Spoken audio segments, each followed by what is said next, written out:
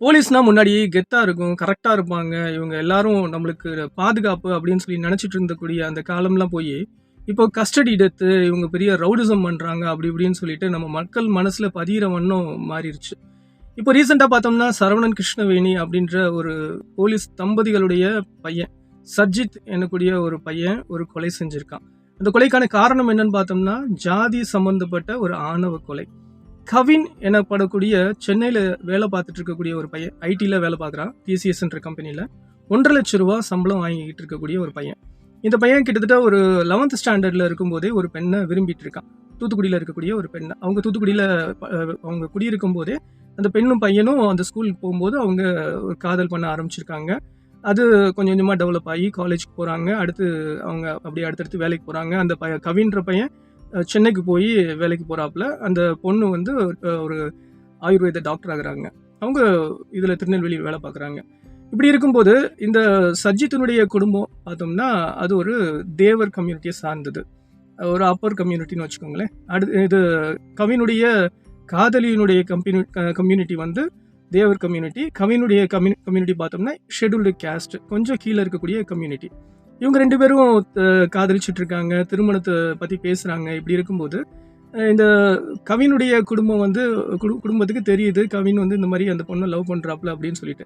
அவங்க எந்தவித தடங்களும் தெரிவிக்கல. பட் இந்த சர்ஜித், அதாவது கவினுடைய காதலியினுடைய குடும்பம் தான் கொஞ்சம் எதிர்ப்பு தெரிவிக்குது. ஏன்னா, அந்த அவங்களுடைய குடும்பத்த கம்பேர் பண்ணும்போது, கவினுடைய குடும்பம் கொஞ்சம் அடுத்த கம்யூனிட்டி. அப்படி இருக்கும்போது, அவங்களுடைய அந்த பெண்ணினுடைய அப்பா, அம்மா அதுக்கு ஒத்துக்கல. மேலும் அவங்க 2 பேருமே எஸ்ஐயா இருக்காங்க. அவங்களுக்கு இதுல கொஞ்சம் கூட உடன்பாடு இல்ல. அவங்க எவ்வளவோ அந்த பெண்ணுகிட்ட சொல்லிட்டு இருக்காங்க. இந்த காதல்லாம் நமக்கு சரியா வராது. இது வந்து கல்யாணத்துல போய் முடியாது. இனிமே வந்து நீங்க காதலிக்காதீங்க அப்படின்னு சொல்லிட்டு அந்த பெண்ணுகிட்ட அவங்க சொல்லிக்கிட்டே இருந்தாலும், காதலுக்கு கண் இல்ல இல்லையா? காதலுக்கு வந்து இந்த ஜாதி, மதம் இதெல்லாமே தெரியாது. ஸோ அவங்க வந்து அவங்களுடைய போக்குல போய்க்கிட்டே இருக்காங்க. மேலும் கான்ஃபிடென்ட்டா இருக்காங்க. நம்மளுடைய காதல் வந்து கல்யாணத்துல போய் முடியும் அப்படின்னு சொல்லிட்டு, அவங்களுடைய காதல்ல அவங்க போயிட்டே இருக்காங்க ஸ்ட்ராங்கா. இப்படி இருக்கும்போது கவின் வந்து இப்போ ரீசெண்டா இந்த வீக் வந்து சென்னையில இருந்து அவரு தூத்துக்குடிக்கு வர்றாப்புல அவங்க ஊருக்கு. அவங்களுடைய தாத்தாவுக்கு உடம்பு சரியில்லைன்னு சொல்லிட்டு திருநெல்வேலிக்கு போய் ஹாஸ்பிட்டல்ல போய் நம்ம ட்ரீட்மெண்ட் பார்க்கலாம்னு சொல்லிட்டு திருநெல்வேலி கூட்டிட்டு போறாப்புல. பட் அவர் கூட்டிட்டு போற ஹாஸ்பிட்டல் பார்த்தோம்னா, அந்த கவினுடைய காதலி வேலை பார்க்கக்கூடிய ஒரு ஹாஸ்பிட்டல். அந்த ஹாஸ்பிட்டல்ல போய் தன்னுடைய தாத்தாவுக்கும் ட்ரீட்மெண்ட் பார்த்த மாதிரி ஆச்சு. தன்னுடைய காதலியையும் பார்த்த மாதிரி ஆச்சுன்னு சொல்லிட்டு பார்த்துட்டு பேசிட்டு இருக்காப்புல.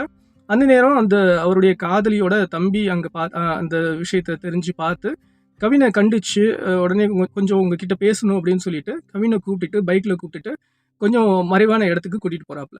அங்க போய் என்ன அவங்களுக்குள்ள பேசுனாங்க என்னன்றது தெரியல. கொஞ்ச நேரத்துல அந்த சர்ஜித் அப்படின்ற அந்த பையன் தன் கையில வச்சிருந்த அருவாளை எடுத்து கவினை வந்து வெட்டி கொல்றாப்புல.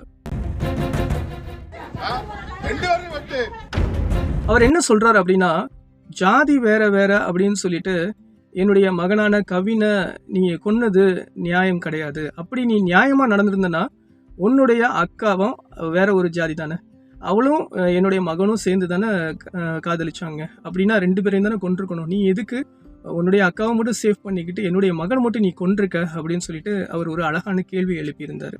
இது நியாயமான ஒரு கேள்வி தான். பட் சம்மந்தப்பட்டவங்க அந்த மாதிரி செய்ய முடியாது அப்படின்றதும் நிதர்சனமான விஷயம்தான். இந்த காதலுக்கு ஜாதி, மதம், பணக்காரனா, ஏழையா, உயரமா, குள்ளமா, இந்த மாதிரி எந்த விஷயமும் அவசியமே கிடையாது. ஃபீலிங்ஸ் அவங்க 2 பேருக்கும் பிடிச்சிருந்ததுன்னா அவங்க உடனே காதலிக்க துவங்கிடுறாங்க. பட் அவங்கள சுற்றி இருக்கிறவங்களும் அவங்களுடைய பிள்ளைங்களுடைய உணர்வுக்கு மரியாதை கொடுப்பாங்களா அப்படின்றது பெரிய கேள்விக்குறியான விஷயம்தான். இதை வந்து காதலிக்கக்கூடிய காதலர்கள் கொஞ்சம் கன்சிடர் பண்ண வேண்டிய அவசியமும் இருக்கு. நம்மளுடைய சமூகத்தை தாண்டி நம்ம சில விஷயம் முடிவெடுக்கிறதுன்றது கொஞ்சம் கஷ்டமான விஷயம்தான். ஸோ அதையும் நம்ம கன்சிடர் பண்ண வேண்டியது இருக்கு. அண்ட் இப்போ ரீசெண்டா வந்த நியூஸ் படி பார்த்தோம்னா, இந்த கவினுடைய காதலி ஒரு வாக்குமூலம் கொடுத்துருக்காங்க. அவங்க என்ன சொல்றாங்கன்னா, நான் கவினை வந்து நான் காதலிக்கல அப்படின்னு சொல்லிட்டு ஒரு ஸ்டேட்மெண்ட் கொடுத்துருக்காங்க. அதுக்கு ஆப்போசிட்டா கவினுடைய மாமா ஒரு இன்டர்வியூ கொடுத்துருக்காரு. அதையுமே நீங்க திரையில பார்க்கலாம். பொண்ணோட சடங்கு போட்டா இது சரியா? அதுக்கப்புறம் இந்த பொண்ணோட சடங்கு போட்டாலும் என் மருமம் கலந்து இருந்துக்கு. அதுக்கப்புறம் அந்த பொண்ணு வந்து மெசேஜ் பண்ணிருக்கு, நான் யாரை கல்யாணம் கட்டினாலும் குழந்தை வந்து உனக்கு தான் பெப்பன்னு சொல்லி அந்த பொண்ணு போட்டு விட்டது. கவினுடைய மாமா சொன்னதை நீங்க எல்லாம் கேட்டிருப்பீங்க. அவர் என்ன சொல்றாரு, அவர் நிறைய போட்டோஸ் ஆதாரமா கொடுக்குறாரு. மேலும் அந்த பொண்ணு சொன்ன விஷயத்த கொஞ்சம் கவனமாக கேளுங்க. வாட்ஸ்அப்பில் என்ன சொல்லியிருக்காங்க அப்படின்னா, யாரை நான் கல்யாணம் பண்ணிக்கிட்டாலும் நான் பெற்றுக்கக்கூடிய புள்ள உன்னோட தான் இருக்கும் அப்படின்னு சொல்லிட்டு அந்த பொண்ணு சொல்லியிருக்கு.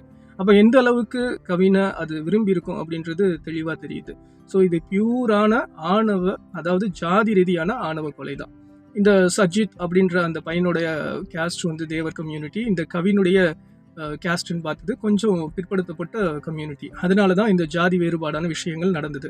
ஜாதிக்கு முக்கியத்துவம் கொடுக்குறவங்க கொஞ்சம் தங்களுடைய பிள்ளைகளுடைய உணர்வுக்கு முக்கியத்துவம் கொடுக்கலாம் அப்படின்றது தான் நம்ம இன்றைக்கான பதிவாக எடுத்துக்க வேண்டியிருக்கு. இந்த வீடியோ உங்கள் எல்லாருக்கும் பிடிச்சிருந்ததுன்னா நம்ம வீடியோவை லைக் பண்ணுங்கள், ஷேர் பண்ணுங்கள் அண்ட் கமெண்ட் பண்ணுங்கள். நம்ம வீடியோவை நம்ம சேனலில் சப்ஸ்கிரைப் பண்ணாமல் பார்த்துட்டு இருக்கிறவங்களுக்கு ஒரு தாழ்மையான வேண்டுகோள், சப்ஸ்கிரைப் பண்ணி பாருங்கள். தேங்க்யூ.